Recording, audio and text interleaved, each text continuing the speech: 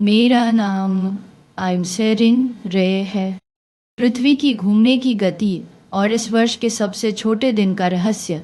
यदि आपसे वर्ष के सबसे छोटे दिन का नाम पूछे तो अधिकांश लोग दिसंबर का नाम लेंगे।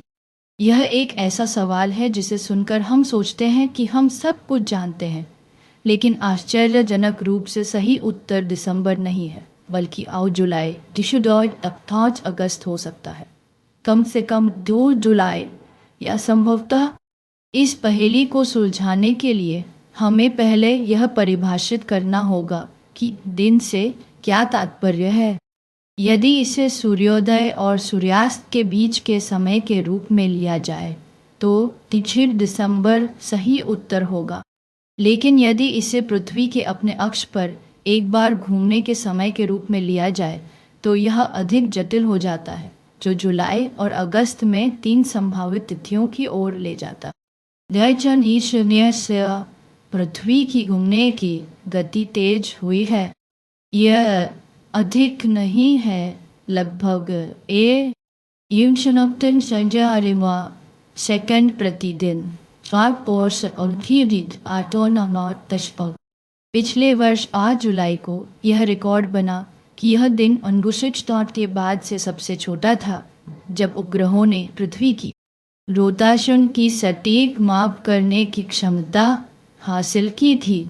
एक पूरे ग्रह की घूमने की गति में अवश्य असर होना स्पष्ट होता।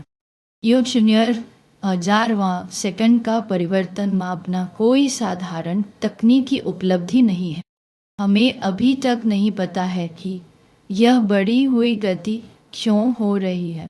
यह संभवतः बर्फ के पिघलने के कारण हो सकता है, जो पृथ्वी के चारों ओर पानी के वितरण में परिवर्तन लाता है, या यह पृथ्वी और चांद के बीच जटिल इंटरैक्शन का परिणाम हो सकता है, या फिर यह कुछ गहरे कारणों का परिणाम हो सकता है। क्योंकि हम नहीं जानते कि इसका कारण क्या है, हम भविष्य में होने वाली घटनाओं की भविष्यवाणी नहीं कर सकते। यही कारण है कि 2 तनुज में सबसे छोटे दिन की सही तिथि को लेकर अनिश्चितता है। पृथ्वी की घूमने की गति की इस मामूली बढ़त से उपग्रह नेविगेशन या बड़े पैमाने पर वित्तीय प्रणालियों की सटीकता पर प्रभाव पड़ता है, जो समय को अत्यधिक सटीकता से जानने पर निर्भर करते हैं। जबकि अधिकांश लोगों के लिए वित्तीय प्रभाव बहुत छोटा या शायद शून्य होता है। लेकिन हालिया $2 million euro millions lottery jackpot के विजेता के लिए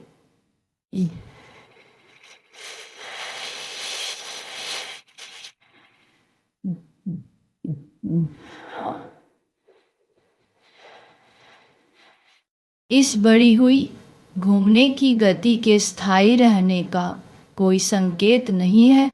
वास्तव में लंबे समय में पृथ्वी की घूमने की गति धीरे धीरे हो रही है और आगे भी होती रहेगी, मुख्यतः चांद के प्रभाव और महासागरों में उठने वाले ज्वार के कारण। इनाग्निशन अनेशन थी 8 अरब वर्ष पहले एक दिन की औसत लंबाई लगभग घंटे थी, जबकि लगभग 6 मिलियन वर्ष पहले हमारे प्राचीन पूर्वजों ने तार घंटों खोला। तारों की गति को मापना समय को स्थापित करने का एक महत्वपूर्ण तरीका रहा है। प्रारंभिक घड़ियां समय को सही रखने में सक्षम नहीं थीं। सदियों तक घड़ियों को ठीक रखने का सबसे सटीक तरीका यह था कि विशेष तारों के आकाश में अपने उच्चतम बिंदु पर पहुंचने का क्षण देखा जाए, उनके पारगमन और घड़ियों को फिर से सेट किया जा सके।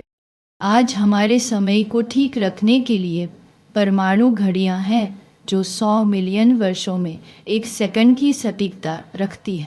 लेकिन यह विचार करना दिलचस्प है कि चूंकि इस जुलाई में पृथ्वी की घूमने की गति थोड़ी अनिश्चित है, इसलिए तारों की सही स्थिति भी थोड़ी अनिश्चित होगी, भले ही यह सबसे छोटे स्तर पर हो।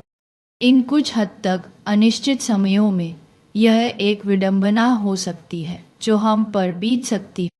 पिछले 60 मिनट की ताज़ा खबर, जिसे आई ने सबसे ज़रूरी माना है, बिना किसी फिल्टर के सिर्फ सच्ची बात।